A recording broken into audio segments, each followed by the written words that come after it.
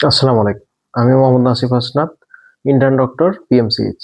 আমার হাতে যে জিনিসটি দেখতে পাচ্ছেন, এটি হচ্ছে আমাদের অত্যন্ত জীবন রক্ষাকারী একটি জিনিস। আমাদের পাতলা পায়খানা বা অতিরিক্ত বমি হওয়ার কারণে আমাদের যে পানি শূন্যতা তৈরি হয় শরীরে এবং লবণের ঘাটতি তৈরি হয়, সেটি থেকে বাঁচার জন্য আমাদের এটি একটি জীবন রক্ষাকারী জিনিস। এটিকে আমরা সাধারণত ওর স্যালাইন অথবা খাওয়ার স্যালাইন বলে থাকি। এটি হচ্ছে আসলে ওআরএস বা ওরাল রিহাইড্রেশন সল্ট। এটা থেকে যখন আমরা পানির সাথে মিশাই, তখন এটা হয়ে যায় আমাদের স্যালাইন। তো এই পানির সাথে মিশানোর নিয়ম আছে। এখানে বলা হয়েছে, আপনারা যদি এই প্যাকেটটির পিছনে দেখেন, তাহলে দেখবেন 500 মিলিলিটার পানির মধ্যে 1 প্যাকেট এই সল্টটা গোলানোর কথা বলা হয়েছে। কিন্তু আমাদের দেশে আমরা অনেক সময়ই দেখি যে এই পানি মেশানোতে ভুল করা, এবং এটি আপনাদের মৃত্যুর কারণ হতে পারে বা আপনাদের আপনজনের মৃত্যুর কারণ হতে পারে। আমাদের বিভিন্ন পত্র-পত্রিকায় আমরা দেখে থাকি যে শিশুকে খাবার স্যালাইন গোলানোর পরে খাওয়ানোর ফলে মৃত্যু।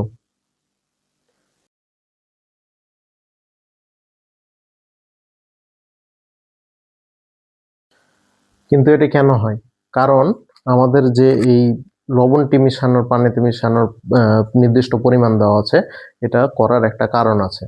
কারণটা হচ্ছে লবণের ঘনত্ব ঠিক রাখা। আমাদের এইখানে যে পরিমাণটা দেওয়া আছে, সেই অনুযায়ী যদি আমাদের 500 মিলিলিটার অথবা হাফ লিটার পানিতে এই লবণটি মিশানো হয়, তাহলে এটি আমাদের রক্তের সাথে একই ঘনত্ব ম্যাচ করবে। কিন্তু যদি আমাদের 500 মিলিলিটার কম যদি পানি মিশিয়ে এই লবণটি এই স্যালাইনটি বানানো হয়, তাহলে আমাদের সেক্ষেত্রে লবণের ঘনত্ব অনেক বেশি বেড়ে যাবে।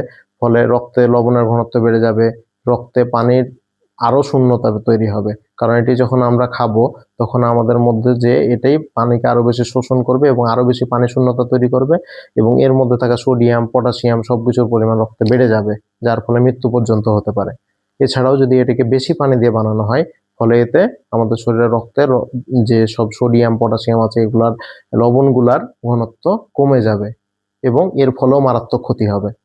তাই আমরা একদম মেপে মেপে, যেটা আমাদের প্যাকেটের পিছনে লেখা আছে, এসএমসি ওরসালাইন হলে 500 মিলিলিটার বা আধা লিটার পানির মধ্যে এই লবণটি গুলিয়ে অবশ্যই আমাদের শিশুদেরকে অথবা আপনজনদের খাওয়াবো, যখন যখন আমাদের পাতলা পায়খানা বা বমিজনিত কারণে আমাদের শরীরে পানি শূন্যতা তৈরি হবে। আজকে আর একটি গুরুত্বপূর্ণ বিষয় নিয়ে কথা বলবো, যেটি আমাদের শীতকালে অনেক বেশি দেখা যায়। সেটি হচ্ছে, আমাদের শীতকালে আমরা সাধারণত দেখি যে আমাদের প্রস্রাবের পরিমাণ অনেক বেশি বেড়ে যায়। এর কারণ হচ্ছে আমাদের শরীরের চারপাশের, অর্থাৎ পেরিফেরিতে যে আমাদের রক্তনালীগুলো আছে, সেই রক্তনালীগুলো সংকুচিত হয়ে যায়। ফলে শরীরের কেন্দ্রে রক্তগুলা বেশি ঘনীভূত হয় এবং কিডনিতে আমাদের বেশি রক্ত প্রবাহ এর ফলে হয়, এবং এর ফলে রক্ত বেশি পরিমাণে কিডনি দিয়ে ছাঁকুনির মাধ্যমে পরিস্রাবণ হয় এবং বেশি পরিমাণে মূত্র তৈরি হয়। এবং এছাড়াও আরেকটি কারণ হচ্ছে যে আমাদের শীতের সময় আমাদের সাধারণত শরীর থেকে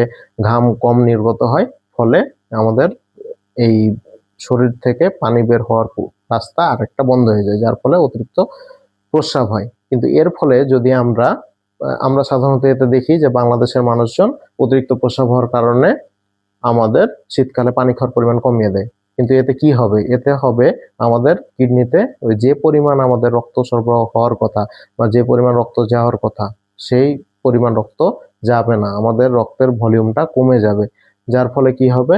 আমাদের কিডনি ক্ষতিগ্রস্ত হবে এবং অন্যান্য অঙ্গ প্রত্যঙ্গও ক্ষতিগ্রস্ত হবে। তার ফলে তাহলে আমরা যেটা আমাদের পরিমিত পরিমাণ পানি ডেইলি যেটা আমাদের পান করতে হয়, সেই পরিমাণ পানি আমাদের শীতকালেও আমরা পান করব। তাহলে সুস্থ থাকি, ভালো থাকি, ইনশাআল্লাহ। আল্লাহ হাফেজ।